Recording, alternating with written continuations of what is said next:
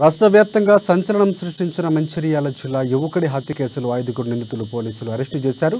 మహేష్ నిందితురాలైన యువతి 5 ఏళ్లుగా ప్రేమించుకుంటున్నారని, ఇద్దరి మధ్య విభేదాలతో యువతి మహేష్ను దూరం పెట్టిందని, ఇక అప్పటి నుంచి మహేష్ ఆమెను వేధింపులకు గురి చేశారని ఏసీపీ నరేందర్ వెల్లడించారు.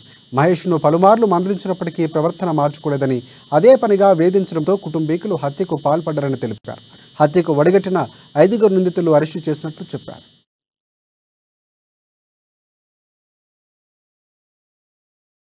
ఆ తర్వాత వాళ్ళ కుటుంబంలో మధ్య కొంత మనస్పర్ధలు రావడం, ఆ క్రమంలో అతను సూసైడ్ చేసుకోవడం కూడా జరిగింది. ఫస్ట్ సిసి నా స్కూల్లో లాస్ట్ ఇయర్లో. ఇక్కడికి వచ్చిన తర్వాత కూడా వీళ్ళిద్దరి మధ్య మనస్పర్ధతోటి వాళ్ళు కుటుంబ సభ్యులందరూ కూడా ఇంతకుముందు లవ్ అఫైర్ ఉండటం వల్ల మళ్ళీ మహేష్ ఆమె దగ్గర కావాలనుకున్నారు. కానీ వాళ్ళ మధ్య మనస్పర్ధల వల్ల వాళ్ళు దూరంగా ఉండటం జరిగింది. అదే క్రమంలో వాళ్ళ ఇంటికి వెళ్ళుడు మహేష్ వెళ్ళి మాట్లాడటానికి వాటిని ప్రయత్నం చేయడం వల్ల ఆ క్రమంలో